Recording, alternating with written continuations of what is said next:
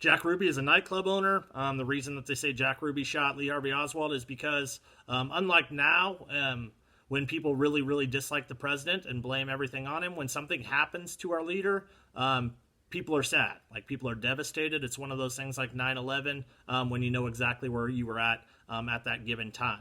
So Jack Ruby takes it into his own hands. He's actually going to shoot and kill Lee Harvey Oswald. So we never get to actually hear the full story there.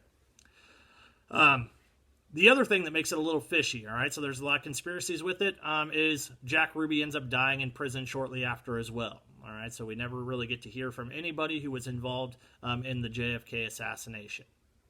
After JFK is shot, he's rushed to Parkland Hospital in Dallas, where he is pronounced dead about 1 p.m. At that time, President Johnson, Lyndon B. Johnson, is sworn in as the 36th president, and then JFK will be buried at Arlington Cemetery in Virginia in front of about 800,000 people. So very, very popular president. A lot of people there at his funeral, which is kind of cool to see as an American, even though it was such a tragic event.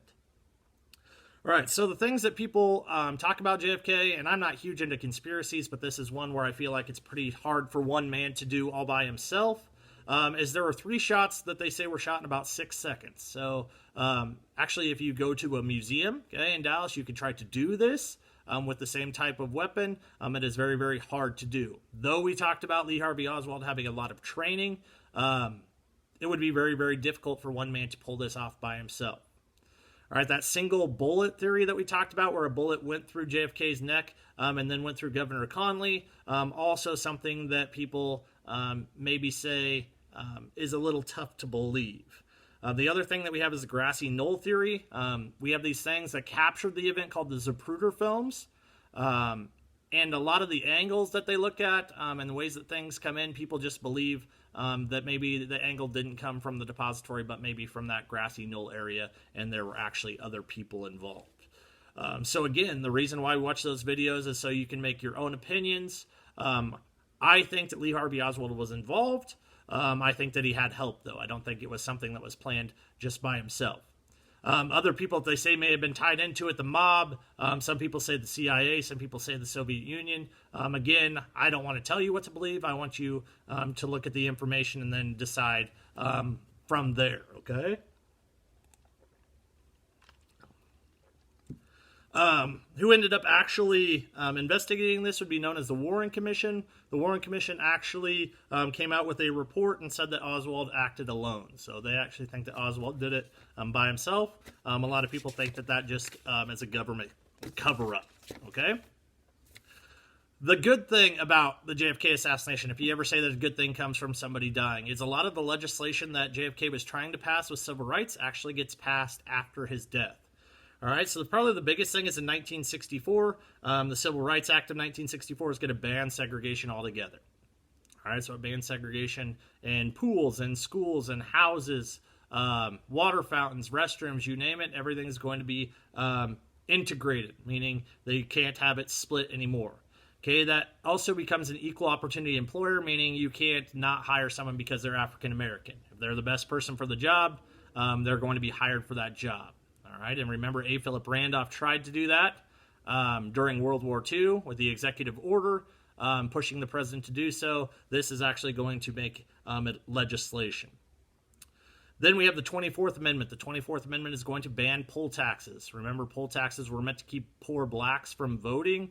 Basically, you showed up to the polls to vote. You had to pay a tax so that you could vote. A lot of these people couldn't afford to do so. That's how they kept blacks from voting. Now, that is illegal. In 1965, we have the Voting Rights Act, okay, which will happen after Selma, which we'll talk about here in a little bit. The Voting Rights Act is going to ban literacy tests. All right, so the fact that you have to read and write to be able to vote is no longer a thing. It also is going to allow the federal government to supervise state governments, which is a big deal in the South because a lot of those state governments in the South were not following the laws that they should, all right, in places like Selma, Alabama, Arkansas, places like that. The last one's in 1968. The Fair Housing Act basically allows housing to anybody, no matter you're black or white or a man or female. All right? Okay, so there's JFK and legislation in a nutshell. Again, if you guys have any questions, okay, I hope that you have built your own opinions on those things. and I'm hoping that I get to see a lot of awesome responses today on your Google Classroom questions.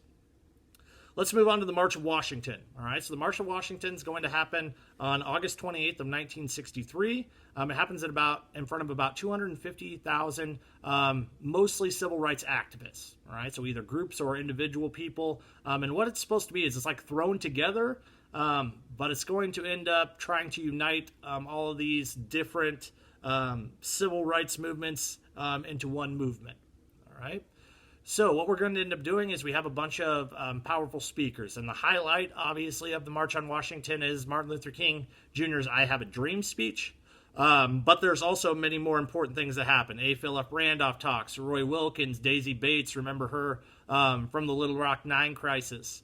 All these people are going to get up and speak in front of this group of people, and it's meant to rally the troops, so to speak. There's also music involved. So there's people like Bob Dylan and Mahalia Jackson, Joan Baez. A lot of these people are going to turn this event into one huge thing that we're going to end up remembering throughout history, but also repeating and reenacting each year to try to give it support. Again, we talked about the highlight being the Martin Luther King Jr. I Have a Dream speech. It's only supposed to be 4 minutes long. It ends up being 17 minutes. Martin Luther King Jr. could go off on a tangent now and again, and he ends up giving one of the most powerful, if not the most powerful speech in American history. Talking about his kids, talking about how he wants the country to look someday, and a lot of things he said rang true, and a lot of people followed him. Again, we talked about Reverend Jackson being one amazing speaker, and allowing people to follow him is one of his biggest things. All right, so March of Washington, something that's honored each year. We've had other people that have done the same thing when they have events that they want to talk about. Such as when women are looking for extra rights. Okay, we have the Women's March and some other marches as well.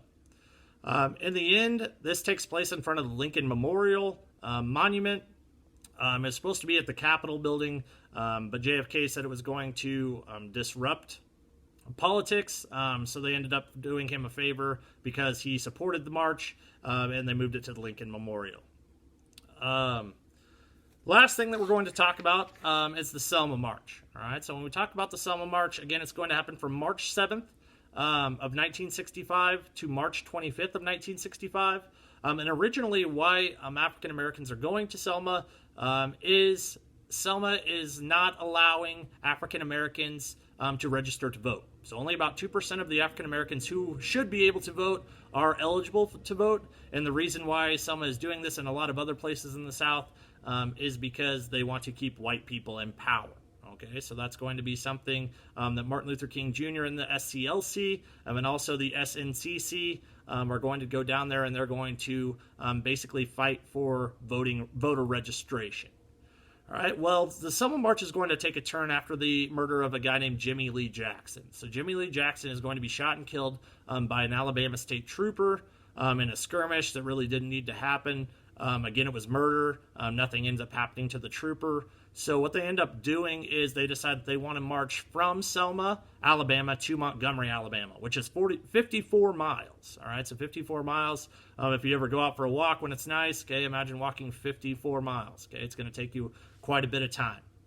It's also one of the busiest highways, okay, which would be Highway 80, okay, which is going to connect the two. And basically what's going to end up happening is they're going to hopefully bring a lot of interest and a lot of news coverage to the movement. All right, so originally, Martin Luther King Jr. does not lead the first march. Okay, it happens on March 7th of 1965. It's actually led by a guy named John Lewis of the SNCC and a guy named Hoshea Williams. Those two guys are going to lead this march that goes over the Edmund Pettus Bridge. All right, so there's Selma. Okay, there's the Edmund Pettus Bridge on the outside of Selma, and that's on their way to marching towards Montgomery, Alabama, which is the state capital. What ends up happening, they run into police officers. Okay, they run into the National Guard under the orders of the governor, Governor Wallace, and basically these people are beat.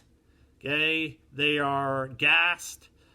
They are chased down on horses. They are whipped. Everything awful that you can think of happens to these people. And what ends up happening is they get chased back into Selma. Well, the kicker here, remember when we talk about all of these nonviolent protests, is we want that reaction, right? We want that reaction. We want something to make it newsworthy. What more is newsworthy than a black or a white police officer beating a black person with a nightstick for no reason? All right, so this is going to catch news. This is going to go on TV, and a lot of white people around the world and other African Americans are going to watch this on TV and actually start to feel sorry for these African Americans and also want to help with the movement. Remember, that's the purpose of these nonviolent protests. All right, so what they end up calling this is Bloody Sunday. Bloody Sunday makes the papers. There's a picture on the front page of the paper that basically shows an African-American woman being beat up by a bunch of white police officers. All right, so something that's very good for the movement, but also very horrifying that African-Americans would have to experience this type of stuff. All right, so what ends up happening is March 9th of 1965, Martin Luther King Jr. ends up wanting to make a march that goes back. All right, so when we start talking about March 9th, this time, under the encouragement of President Johnson, Governor Wallace this time is going to let them through. So they go over the Edmund Pettus Bridge, let them through, and Martin Luther King Jr. thinks something is up. All right, so he thinks that there's going to be an injunction of some sort, and because he thinks there's going to be an injunction, he actually ends up going back and not making the march on that day. This comes with a lot of criticism, all right? So when we talk about happening with a lot of criticism, some people thought that Martin Luther King Jr. was being a wuss, that he was just scared that something was going to happen to him. But in the end, he probably made the right call because an injunction was set. An injunction is just going to stop the march from happening until courts can hear about it. So the actual march is not going to begin until March 21st. It's going to go from the 21st to the 25th.